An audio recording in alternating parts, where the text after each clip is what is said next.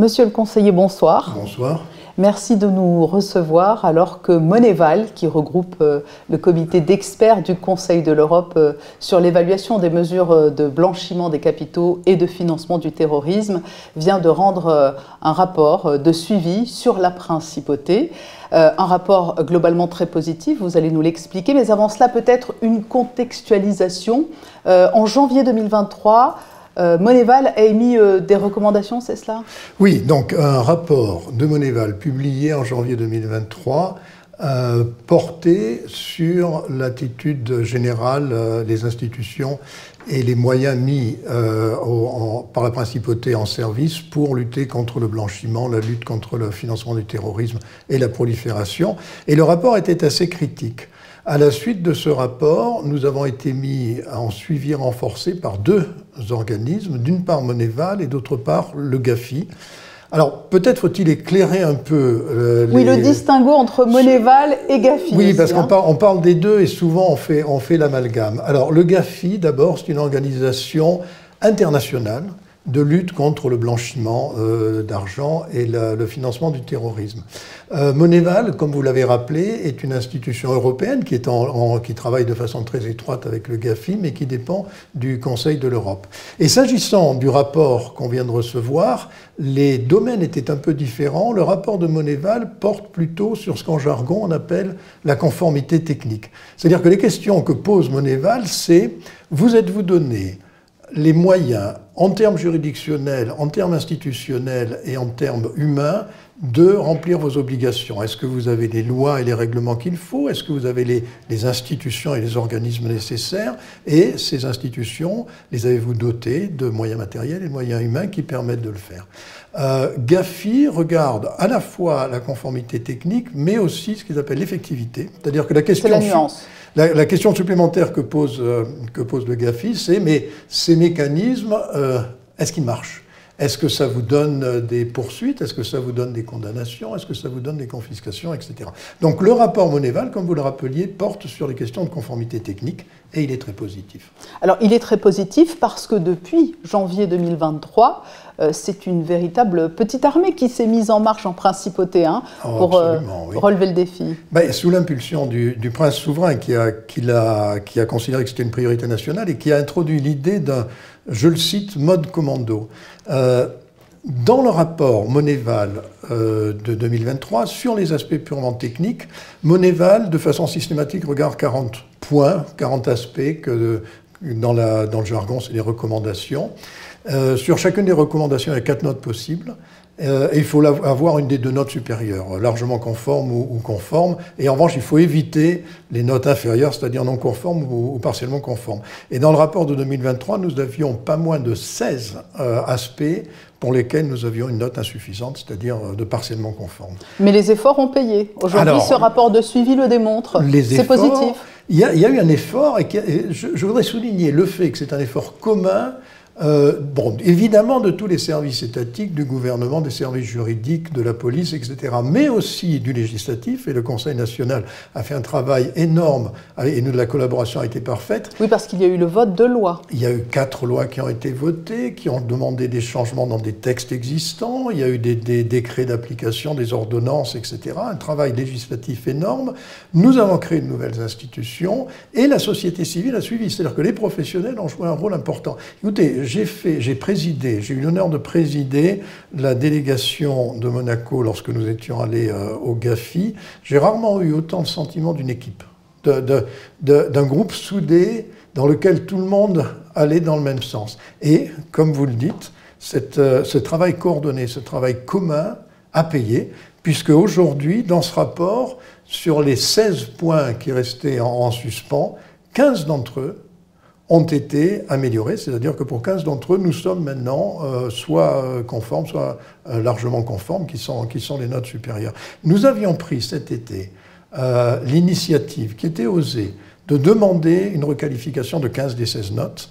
Et l'audace aussi a payé parce qu'ils ont pris en compte le travail qui avait été fait, ils nous ont accordé les...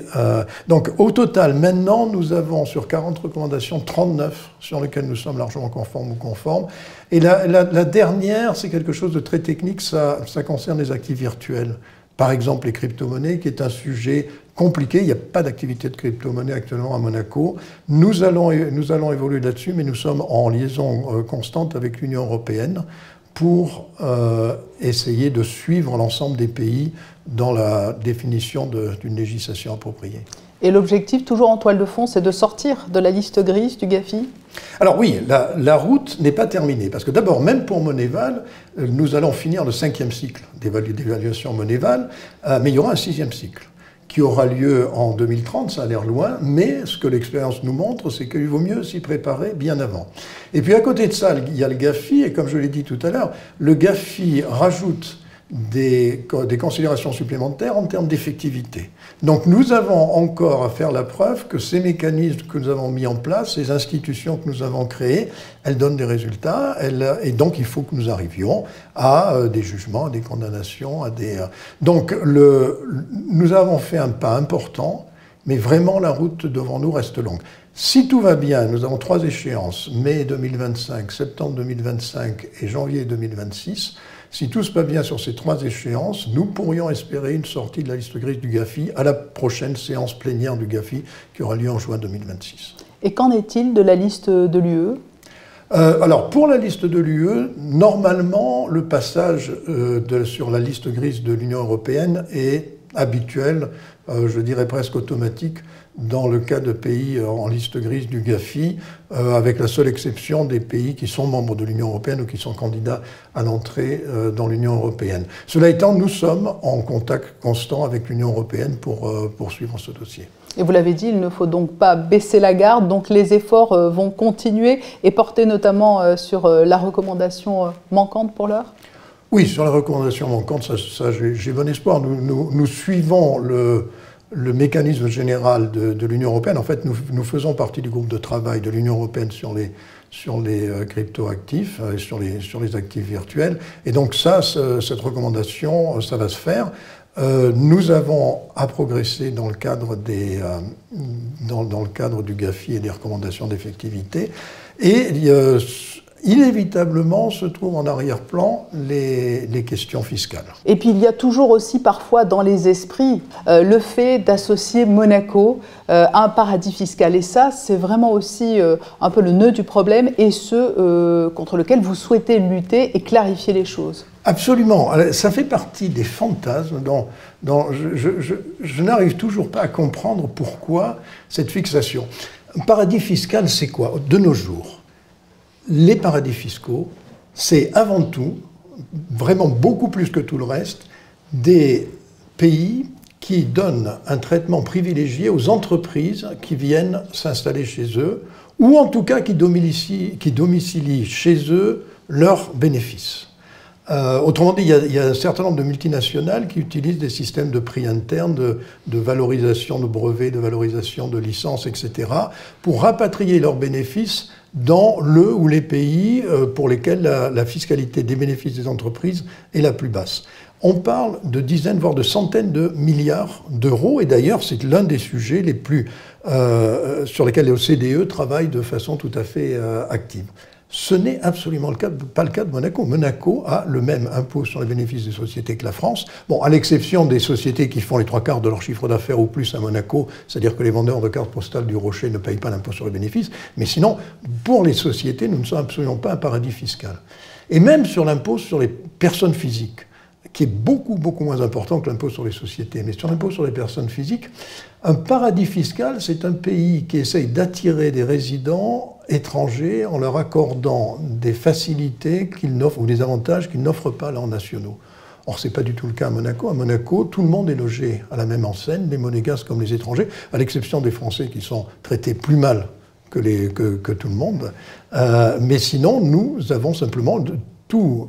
Personne qui vient s'installer à Monaco est soumise à la fiscalité monégasque. Il se trouve que nous n'avons pas d'impôt sur le revenu, mais ils payent la TVA, ils payent les frais de transactions immobilières, etc. Donc, cette idée de Monaco comme paradis, il y a des paradis fiscaux en Europe, et a fortiori en dehors de l'Europe, mais franchement, Monaco n'en fait pas partie. Monsieur le conseiller, merci de nous avoir reçus donc aujourd'hui, alors que ce rapport Moneval, le rapport de suivi positif, a été publié, parce que des explications sont toujours bienvenues effectivement pour le plus grand nombre dans ce dossier. Merci beaucoup. Merci à vous.